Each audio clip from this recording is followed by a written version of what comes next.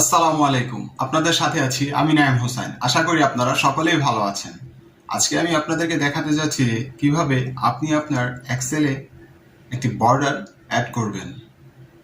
আমরা অনেকেই এক্সেলের কাজ তো করে থাকি, কিন্তু প্রিন্ট আউট করার সময় গেলে একটু সমস্যা করি। সেটা হচ্ছে আমরা প্রিন্ট আউট যখন করি তখন দেখা যায় আমাদের যে এক্সেলের পিছনে যে বক্সগুলো থাকে, যে লাইনগুলো থাকে, যে বর্ডারটা থাকে, সেই বর্ডারটা সহ প্রিন্ট আউট হয় না। তো কি কারণে হয় না আর কি করলে আপনি সেই বর্ডার সহ প্রিন্ট আউট করে নিতে পারবেন খুব সহজেই, আজকের ভিডিওতে আমি আপনাদের সাথে সেই বিষয়ে আলোচনা করব এবং আমি নিজে সেটি প্র্যাকটিক্যালি করে আপনাদেরকে দেখিয়ে দিব। তো যারা আমার এই চ্যানেলে একেবারে নতুন তারা অবশ্যই চ্যানেলটি সাবস্ক্রাইব করে দিবেন এবং পাশে থাকা বেল আইকন অন করে দিবেন, যাতে করে আমাদের প্রত্যেকটি ভিডিওর নোটিফিকেশন পৌঁছে যায় সবার আগে আপনার কাছে। আর যারা অলরেডি সাবস্ক্রাইব করে রেখেছেন তাদেরকে অসংখ্য ধন্যবাদ। এভাবেই সবাই সাপোর্ট করে যাবেন।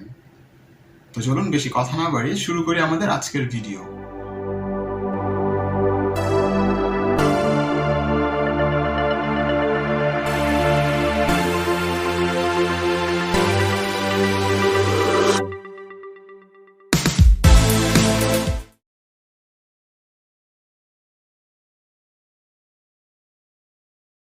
তো ফ্রেন্ডস, প্রথমে আমরা চলে গেলাম আমাদের কম্পিউটার স্ক্রিনে। আমরা স্ক্রিনে যাওয়ার পর আমরা প্রথমে ওপেন করব এক্সেল একটি শিট। আমি আগে থেকে আপনাদের জন্য ছোট করে একটি শিট তৈরি করে রেখেছি। আমি এখন সেটি ওপেন করলাম। ওপেন করার পর এখন এই যে স্ক্রিনে দেখতে পাচ্ছেন একটি ছোট একটি শিট। তো আমি এখন এটা যদি প্রিন্ট আউট করতে চাই তখন আমরা ফাইলে যাব এবং চলে যাব প্রিন্ট অপশনে। আর সেটি চাইলে আমি খুব শর্টকাট খুব সহজেই করতে পারি আরেকটি ভাবে, সেটি হচ্ছে কন্ট্রোল এবং P, control plus P. Control চেপে ধরে পি প্রেস করলেই আমাদের প্রিন্টার অপশনটা চলে আসবে এইভাবে, খুব সিম্পল, খুব তাড়াতাড়ি। এবং দেখেন স্ক্রিনে যে আমাদের পুরো লেখাটা এবং টোটালি সব পুরো শিটটা এখানে চলে আসছে, কিন্তু পিছনে থাকা যে লাইনটা সেই লাইনটা কিন্তু এখনো আসে নাই। তবে যদি প্রিন্ট আউট করে এরকম খালি একটা পেজের মধ্যে শুধু লেখাটাই চলে আসবে, কিন্তু আমাদের প্রয়োজন পিছনে থাকা যে বর্ডারটা, সেই বর্ডারটার প্রয়োজন। তো এখন এই বর্ডারটা আমরা কিভাবে অ্যাড করব? আমরা আবার ব্যাগে চলে গেলাম। ব্যাগে চলে যাওয়ার জন্য আমরা গেলাম, উপরে দেখতে পাচ্ছেন একটি অ্যারো চিহ্ন দেওয়া আছে, সেটা ক্লিক করলাম। ক্লিক করার পর এবার আমরা চলে যাব হোম বাটনে। হোম বাটনে যাওয়ার পর এখানে নিচে আসবেন এবং দেখবেন একটি লেখা রয়েছে ফন্ট। ঠিক এটার উপরে একটি অপশন রয়েছে নাম, সেটা বটম বর্ডার। এই বটম বর্ডারটা আমরা ক্লিক করব। ক্লিক করার পর ঠিক এখান থেকে দেখেন যে আমাদের অপশন একটি রয়েছে অল বর্ডার। এই অল বর্ডার যে অপশনটি দেখতে পাচ্ছেন সেখানে একটি ক্লিক করব এবং দেখেন আমাদের এটার মধ্যে একটু গাঢ় এবং একটু বোল্ড আকারে একটি বর্ডার চলে আসছে আমাদের পিছনে। এবার আমরা এটাকে আবার প্রিন্ট আউট করার জন্য কন্ট্রোল পি প্রেস করলাম এবং দেখেন আমাদের পেজটা এবার দেখাচ্ছে যে পিছনে একটা বর্ডার, একটু আমাদের যে লাইনটা আগে থেকে একটু মোটা হয়ে গেছে এবং সেটা স্পষ্টভাবে আমরা দেখতে পাচ্ছি। এটা প্রিন্ট করলে ঠিক এখন বর্তমানে আমরা যা দেখতে পাচ্ছি প্রিন্ট প্রিভিউতে, সেটা আমরা প্রিন্ট আউট করার পর এভাবে দেখতে পাবো। আবার চাইলে আপনি এটাকে আরও একটু সুন্দর করতে পারেন, সেটা হচ্ছে এটা লাইনটা একটু গাঢ় এবং একটু মোটা এবং একটু কালারফুল করে দিলে দেখতে একটু সুন্দর লাগবে। চাইলে সেটাও আপনি করতে পারেন। এবং সেটা করবেন কিভাবে? আবার চলে যাবেন সেখানে অল বর্ডার, এখানে ক্লিক করার পর আমরা চলে যাব মোর বর্ডার্স, একদম নিচে যেখান থেকে আপনি অল বর্ডারটা দিয়েছিলেন সেখানে আবার উপরে দেখেন নো বর্ডার রয়েছে। এটার মধ্যে ক্লিক করলে আপনার বর্ডারটা আবার আগের মতোই চলে যাবে। এখানে দেখেন এখন বর্ডারটা নেই। আমরা আবার এটাকে সিলেক্ট করে নিলাম, আমার যতটুকু প্রয়োজন বর্ডারটা আমি ততটুকু নিয়ে নিলাম। চাইলে আমি আরও 1-2 ঘর একটু বেশিও নিতে পারি, তাতে কোনো সমস্যা হবে না।